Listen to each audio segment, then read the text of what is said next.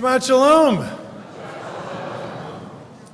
My daughter just came up and said, Abba, when's the service going to be over? So point taken, all right? Point taken. Now, many Friday nights at my Shabbat dinner table, there have been since I was a kid, there's a potato dish that gets made. It's when you cut up into little cubes and then you just cover them in garlic, or my mom would use onion soup mix or something like that. And they are affectionately by my mother called Ethan potatoes, and they are more accurately by my wife called Ethan panic potatoes. So what are Ethan panic potatoes? Is when you come home or you look at the food that your wife has made that's delicious and beautiful and amazing, and you think, of course, there's not enough, right, for everybody. And so you make panic potatoes so that everybody at least can have a whole bunch of starch, and you'll feel better about yourself. That's welcome to, yeah. And some of you are thinking, we've been there, we've had those potatoes. Yeah, that's right. It's because I was in a panic. Why I bring these is because I have inherited the DNA of genetic Jewish trauma that I'm worried there won't be enough food for everyone. And I also am worried that I, in a week of running around and doing other things, have definitely not done enough to help get ready for Shabbat with my family. And it's my way of being look, I did something, here's some potatoes. And this is why I want to get involved and do something. And it is exactly what we see happen in the Torah reading this morning. Because God shows up and says, okay guys, we're going to build this Mishkan, right? This traveling tent of meeting where everyone's going to gather and God's going to live. And Moses and God say to the people, we need you to help us build it. And the very first capital campaign in Jewish history was done. And they raised the funds and the stuff and the cubits and the silk and the joints and all of that. And they said, we have to build this thing. And as we read, what happens? The people don't just bring some stuff, they bring too much. They bring lots of things, so much so that God and Moses have to say, whoa, stop, please, stop. Not once, but twice. Now, because I know there's at least one development professional in the room right now, the rabbis point out, this is bad fundraising. Right? Why would you stop them from doing this? But before we get to that, the question that our bar mitzvah brought up is, why did they bring in the first place? Why did they bring to excess? Because if we know people are not always the ones who rush to overgive when asked. So what was happening in this moment? Now, it might be, as Simon said, by the way, as Simon and Chizkuni, one of our commentaries, nice job, buddy, say that they're feeling guilty after everyone rushed to give their gold and their stuff to build the golden calf. That was a bad idea. So now they're trying to show that they're doing better, that they're making amends, and so they bring all of this stuff to build the Mishkan. That might be one answer. We see other reasons why people bring things. One we saw last week with Purim. Another reason why we might rush to include ourselves, to bring to, is joy, is just happiness and jubilation that this Mishkan is being built, that we're free from Egypt, that we can finally have our own structure. You could imagine Israelites rushing to help build, thinking, the years we spent building pyramids. I know they didn't really build the pyramids, it was Luxor, whatever, fine. Right? The years we spent building for others and other holy sites, we can now turn to build for ourselves. So of course we're going to bring everything we have and throw it all in to make this Mishkan. And another reason why people might bring things together, people might overgive, people might be overly exuberant, is of course fear. They're worried in this desert. God is going to abandon us. We're not going to have enough. We're not going to be able to live. We're not going to make it through. We're not going to find the promised land. God has given us this lifeboat of saying, build me a mishkan so that I can dwell among you. So everybody brings everything they have because they are so afraid of what might happen if God leaves them. All of these are reasons why we rush to give. And all of these are reasons why we rush to build. And like panic potatoes, they're valid. It's okay to be afraid. It's okay to be so happy. It's okay to feel a little bit guilty and do something for that reason. But when we come together to build, then the rabbis ask a question, which is, well, what do we do with all of the stuff? How did it work, right? Why does God say, so now you have to stop? And how does it work that we brought too much and then somehow we have enough? And the Torah even said in a perplexing line that we read earlier today that they had enough. Excuse me, I wrote it down. My brain, excuse me. The work that they did was enough. They did it. The work that they did was enough because it was too much. That doesn't make any sense. The work that they did was enough because it was too much. So, say some rabbis, that this is how we know that they had to get cut off in the middle. But then comes Or HaChaim, and he says, no, it was enough because it was too much. They had proven themselves in bringing too much, and they had found a way to use it all.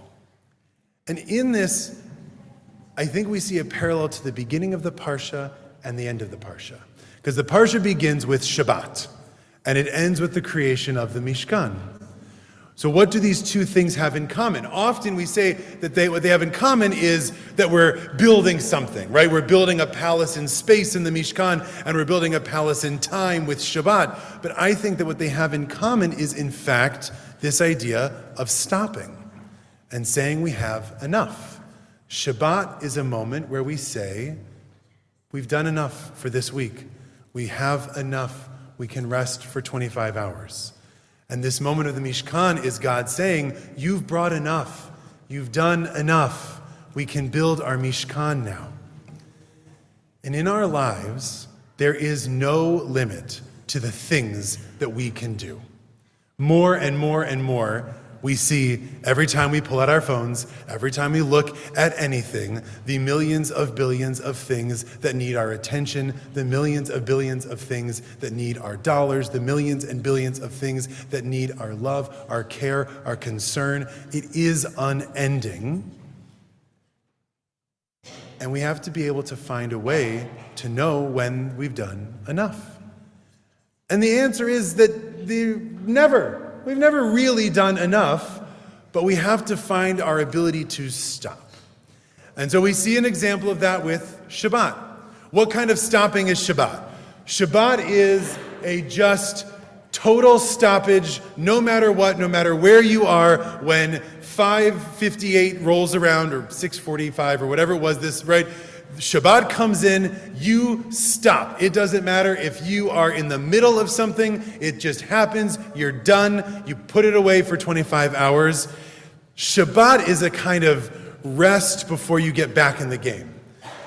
You didn't fix everything, you got to get back to it, but you take a little break because we all need a break sometimes. That's a Shabbat rest. We see another example of a kind of stopping with the Mishkan. The Mishkan is where we hit a certain point where we say, it's good enough. I'm going to tell you a totally made-up word that I read once right now from a book called The Paradox of Choice called satisficing. Totally made-up word. It's a combination of satisfactory and sufficient. And it was a book by Howard Schwartz, and he basically says, right, there's two kinds of ways you can make a decision. You can maximize, or you can, again, I apologize, satisfice. Right? If you're trying to buy jeans, you could try to find, I promise this will be relevant in just a second.